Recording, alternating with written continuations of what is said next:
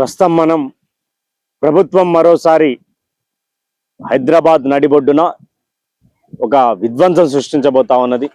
వేల కోట్లకు సంబంధించినటువంటి వారసత్వ గుట్టలను కాజేయబోతా ఉన్నది అంటూ ప్రధానంగా కొన్ని వార్తలు సంచలనమవుతా ఉన్నటువంటి సందర్భంగా ఇక్కడికి చేరుకున్నాం. మనం ప్రస్తుతం ఇక్కడ దుర్గం చెరువు కానుకొని ఉన్నటువంటి ప్రాంతంలో ఉన్నాం. దుర్గం చెరువు అంటే ఎగ్జాక్ట్ గా మీరు అనుకోవచ్చు, ఒక్కొక్క ఎకరా వచ్చేసి 200 కోట్ల పైచిలుకు జరుగుతా ఉన్నటువంటి వేలంలో కూడా వచ్చేటువంటి అవకాశాలు ఉంటాయి. అయితే ప్రస్తుతం మనం దుర్గం చెరువు, ఇక్కడ కేబుల్ బ్రిడ్జ్ కనిపిస్తా ఉన్నది, ఐటీసీ కోహినూరు, ఐ ల్యాబ్స్, తర్వాత ఇక్కడ మిగతా వెల్స్ ఫార్గో, హెచ్ఎస్బిసికి సంబంధించినటువంటి చుట్టుపక్కల ఉన్నాం. దీనికి సంబంధించినటువంటి వివరాలకు వెళ్తే పూర్తి స్థాయిలో ఇక్కడ ఏదైతే ఈ యొక్క హెరిటేజ్ గుట్టలు ఉన్నాయో దాని రియల్ ఎస్టేట్ రాజకీయంగా మార్చింది ప్రభుత్వం అనేది పెద్ద ఎత్తున వస్తున్నటువంటి వార్త. అయితే దీనికి సంబంధించినటువంటి విషయాలు ఒకసారి క్లుప్తంగా మాట్లాడుకునే ప్రయత్నం చేస్తే, రాయదుర్గం మరియు నాలెడ్జ్ సిటీలో ఉన్నటువంటి అతి పురాతనమైనటువంటి ఈ యొక్క గుట్టలు ఇవి. దీనికి సంబంధించినటువంటి విషయంలో గతంలో 2013లో కూడా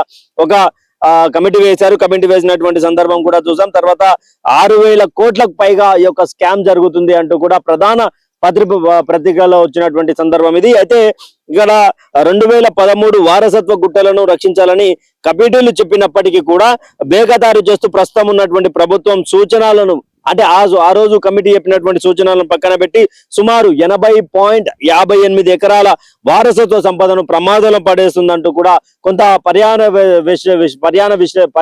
విశ్లేషకులు కూడా మాట్లాడుతున్నటువంటి సందర్భం. అయితే దీంట్లో ప్రధానంగా మాట్లాడుకున్నటువంటి అవసరం వస్తే పూర్తి స్థాయిలో ఈ యొక్క గుట్టలు తొలగించడం వల్ల పూర్తిగా సమీపంలో ఉన్నటువంటి కాజగూడ చెరువులు కావచ్చు మరియు పర్యావరణానికి కూడా కొంత ప్రమాదం వికటిల్లేటువంటి సందర్భం కనిపిస్తుంది. ఆందోళన కూడా చెందాల్సినటువంటి సందర్భం, ఎందుకంటే ఇది పూర్తిగా గుట్టలతో నిండిపోయినటువంటి సందర్భం కనిపిస్తా ఉన్నది. చూడ ఒకసారి మీరు గమనించేస్తే ఇక్కడ మెల్లమెల్లగా దుర్గం చెరువు అనేది కొంత ప్రాంతం అనేది, దుర్గం చెరువు అనేది కొంత దగ్గరికి కొండల ద్వారా కూడా కొంత కాపాడుకుంటూ వచ్చింది. తర్వాత దీంట్లో కూడా కొంత కబ్జాదారులు, భూబకాసారులు కూడా కబ్జా పెట్టినటువంటి దాఖలాలు కనిపిస్తాయి. అయితే తర్వాత ఇక గతంలో కమిటీ ఏం చెప్పింది అనే కోణంలో మాట్లాడుకుంటే, గతంలో కమిటీ నిర్ణయాలు వచ్చేసి సాంకేతిక కమిటీ సూచనలు ప్రభుత్వం బేఖతారు, కేవలం ఆర్థిక లాభాల కోసమే ఈ రోజు ఇలాంటి సందర్భం తీసుకొచ్చింది అంటూ కూడా ప్రభుత్వం మీద ఫైర్ అవుతున్నటువంటి సమాచారం. అయితే మరొకటి,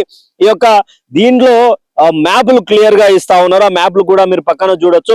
మ్యాప్ సంబంధించినటువంటి విషయంలో ఒకసారి చూస్తే ఇక్కడ పాత లేఅవుట్ ఏదైతే ఉందో ఇందులో గుట్టలున్న ప్రాంతం రక్షిత ప్రాంతంగా లేదా ఖాళీ స్థలంగా చూపిస్తారు. అయితే కానీ ఇక్కడ వీళ్ళు కొత్త లేఅవుట్, ప్రభుత్వం కొత్త లేఅవుట్ ఇచ్చింది. కొత్త లేఅవుట్ వచ్చేసి ఇప్పుడు ఉన్నటువంటి గుట్టలున్న ప్రాంతాన్ని కూడా ప్లాట్లుగా మార్చి అమ్మకానికి సిద్ధం చేసినట్టుగా దీంట్లో మన మ్యాప్ లో రెడ్ మార్కింగ్ లేన్ కూడా చూడొచ్చు. అయితే పూర్తిగా హెచ్సిసికి సంబంధించినటువంటి హెరిటేజ్ కన్వర్షన్ కమిటీ గతంలో ఇచ్చినటువంటి నివేదిక ప్రకారం చూస్తే ఒకసారి rock preserved space Rayadurgam survey number 83/1 లో ఉన్న 480 ఎకరాల భూమిలో గుట్టలు ఉన్న ప్రాంతాన్ని రాక్ ప్రిజర్వ్డ్ స్పేస్ గా గుర్తించాలి, రక్షించాలి అంటూ కూడా గతంలో హెరిటేజ్ కన్వర్షన్ కమిటీ కూడా చెప్పింది. అంటే ఇప్పటికప్పుడు ఈ ప్రభుత్వ భూమి కూడా తీసేసే ప్రయత్నం చేస్తా ఉన్నారు, అమ్మే ప్రయత్నం చేస్తా ఉన్నారు. ఈ గతంలో కూడా ముఖ్యమంత్రి, మా దగ్గర డబ్బులు లేవు ప్రభుత్వాన్ని నడిపించడానికి, 18,000 కోట్లే ఉన్నాయి, మేము జీతాలు ఎలా ఇవ్వాలి, అదే ఎలా ఇవ్వాలి అంటూ కూడా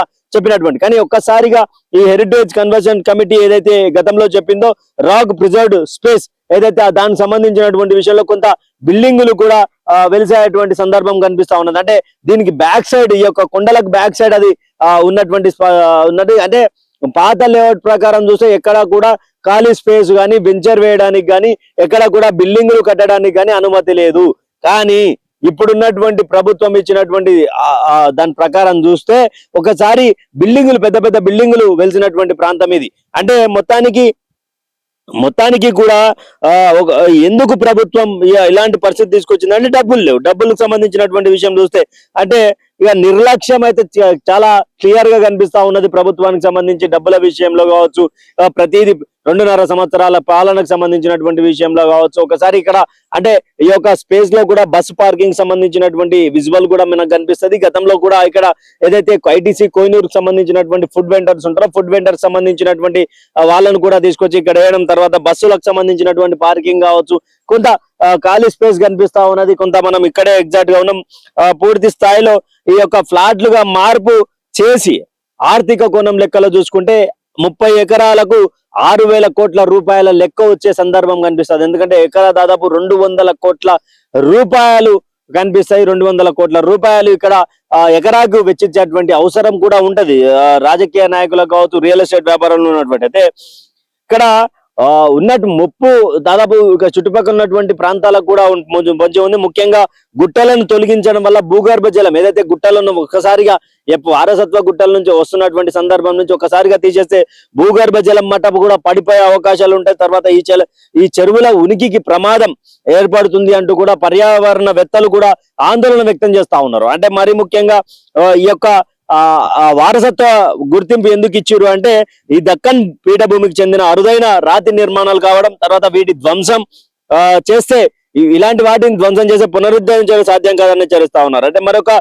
మరి ఇంకా లోతులకు వెళ్లే ప్రయత్నం చేద్దాం. మరి దానికి సంబంధించినటువంటి విషయంలో TSIIC సంబంధించి పాతది ఇది. అంటే TSIIC అనేది పాతది, TGIIC కొత్తది. గతంలో ఉన్న లేఅవుట్ లో రాక్ ఫార్మేషన్స్ తో ఉన్న చోట ఎటువంటి ఫ్లాట్లు కేటాయించలేదు. అంటే ఇంతకు ముందు కూడా మాట్లాడుకున్నాం.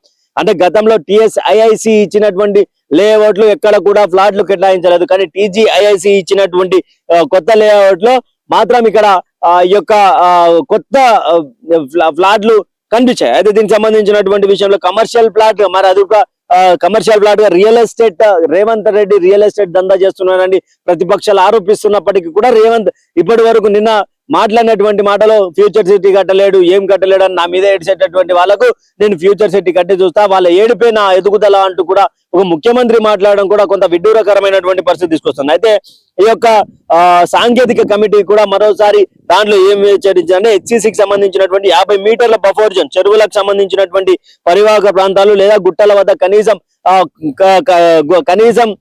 50 మీటర్లకు సంబంధించినటువంటి నిర్మాణాలు కూడా ఉండకూడదు. కానీ ఇక్కడ ఉన్నటువంటి ఏవైతే ఇప్పుడు కమర్షియల్ ఫ్లాట్ గా TGIIC ఇచ్చినటువంటి ఆ బిల్డింగ్లు ఏదైతే ఉన్నాయో దానికి సంబంధించినటువంటి రూపకంగా చూసుకుంటే పూర్తి స్థాయిలో అవి 50 మీటర్ల బఫర్ జోన్ లోపలే ఉన్నాయి. అంటే దీన్ని కూడా హైడ్రా కూలగొట్టే అవకాశం ఏమైనా ఉంటుందా? ఎందుకంటే ప్రభుత్వం ఇచ్చినటువంటి భూమిని 50 మీటర్ల బఫర్ జోన్ లో ఉంటే దీనికి సంబంధించినటువంటి విషయంలో ఏకంగా ఎలా చూడబోతా ఉంది హైడ్రా అనేది. అంటే దీని మీద గుట్టల మీద కూడా దాదాపు చాలా మంది చెప్పిన దాని ప్రకారం చూస్తే ఇక్కడ ఏకంగా గుట్టల మీదనే బుల్డోజర్లు ఎక్కి పనిచేస్తున్నటువంటి తరుణం కనిపిస్తా ఉన్నది. అంటే ఇప్పుడు 50 మీటర్ల బఫర్ జోన్ లో ఉంది చెరువుకు, దుర్గం చెరువుకు దాదాపు 50 మీటర్ల బఫర్ జోన్ లో ఉండడం మరి కూలగొట్టే అవకాశాలు ఏమైనా కనిపిస్తాయా?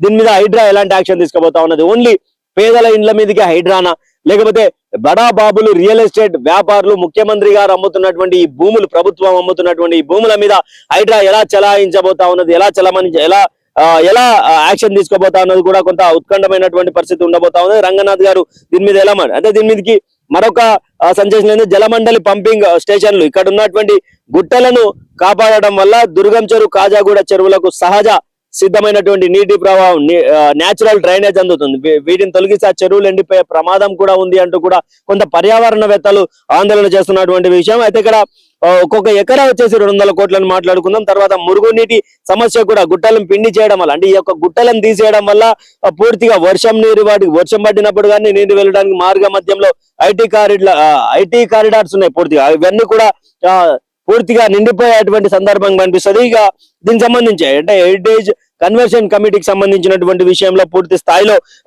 ఎలా యాక్షన్ తీసుకోబోతా ఉన్నది అంటే 6,000 కోట్ల రూపాయలకు ప్రభుత్వం దీనికి ఒక అమ్మకానికి పెట్టేటువంటి అవకాశాలు కూడా ఉన్నాయంటూ పెద్ద ఎత్తున పెద్ద దుమారం రేపుతా ఉన్నటువంటి సంచలనమైనటువంటి వార్తలు ఇవి. అయితే మరి చూడాలి హెరిటేజ్ రాక్ సంబంధించినటువంటి బిల్డింగ్లు ఎలా కట్టబోతా, హెరిటేజ్ కన్వర్షన్ కమిటీ ఇచ్చినటువంటి నివేదిక ప్రకారం కాకుండా మరి ఏ విధంగా ఉండే అవకాశాలు ఉంటాయి, ఏ విధంగా మరి ప్రభుత్వం ముందుకు తీసుకుపోయే అవకాశం ఉంటుంది. కానీ ఇప్పటి వరకు అయితే ఇప్పటి వరకు లేనటువంటి ఫెన్సింగ్ ఒకటి మనకు దర్శనం ఇస్తా ఉన్నది. అక్కడ ఉన్నటువంటి వెటర్నరీ రూపాయలు రాణిస్తా ఉన్నారు. ఇక్కడ కొంత బస్ పార్కింగ్ ఇస్తా ఉన్నారు. కానీ ఈ యొక్క గుట్టలు లేకపోతే ఇక్కడ ఉన్నటువంటి ఐటీ కారిడార్లు ఏవైతే ఉన్నాయో, నిజానికి కమిటీ చెప్పినట్టు విధంగా, పర్యావరణవేత్తలు చెప్పినటువంటి విధంగా చూసుకుంటే డ్రైనేజ్, న్యాచురల్ డ్రైనేజ్ వాటర్ కావచ్చు, వర్షం పడినటువంటి వాటర్ కావచ్చు, ఎక్కడ కూడా ఈ యొక్క చెరువుకు సంబంధించి గుట్టలు లేకపోతే ఎండిపోయే అవకాశం లేదు. ఎందుకంటే కొండల గుట్టల మధ్య ఉండడంతో ఒకసారి ఆ చెరువు అనేది కొంత భూగర్భ జలం అనేది అలాగే ఉంటది కాబట్టి ఆ చెరువులో నీళ్లు కనిపిస్తాయి.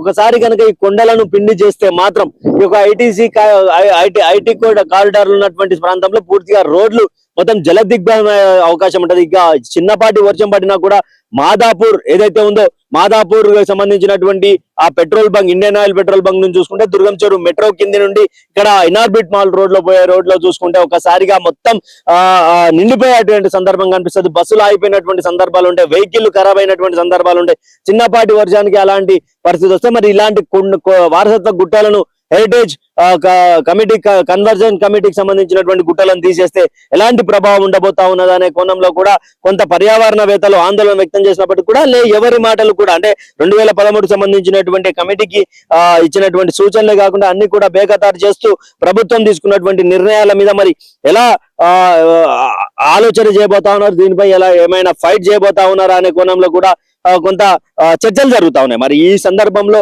ఇక్కడ మరి హెరిటేజ్ సంబంధించినటువంటి గుట్టల వెనుక ఉన్నటువంటి మర్మం ఏంటి? నిజంగా 6,000 కోట్ల రూపాయలకు ప్రభుత్వం దీన్ని ముందుకు తీసుకోబోతుందా, లేకపోతే వస్తున్నటువంటి ఈ యొక్క వ్యతిరేక స్పందన మీద ఏమైనా ప్రభుత్వం వెనకడిగేసే అవకాశం ఉందా? ఇలాంటి పూర్తి స్థాయిలో రేవంత్ రెడ్డి తీసుకున్నటువంటి నిర్ణయాలపై ఒకసారిగా అందరూ కూడా బగ్గుమంటా ఉన్నారు. ప్రతి విషయంలో 2.5 సంవత్సరాల పాలన విషయంలో కావచ్చు, వారసత్వకు సంబంధించినటువంటి ప్రభుత్వ భూముల విషయంలో కావచ్చు, ఇలాంటి రాక్ ప్రిజర్వ్డ్ స్పేస్ సంబంధించినటువంటి గుట్టలు నమ్మడం విషయంలో కానీ అన్ని కూడా కొంత ఇబ్బందికరమైనటువంటి సందర్భాలు తీసుకొస్తాయి. కానీ సర్వే నెంబర్ 83/1 రాయదుర్గం సంబంధించి దుర్గం చెరువు కానుకున్నటువంటి ఏరియాలో కొంత భూబకాసురులు, రియల్ ఎస్టేట్ దందా చేసేటువంటి రాజకీయ నాయకులకు సంబంధించినటువంటి అనుచరుల పెత్తానం ఎక్కువగా నడుస్తుందంటూ కూడా కొంత ఇక్కడ సంచలనం చెప్తున్నటువంటి వార్త మరి.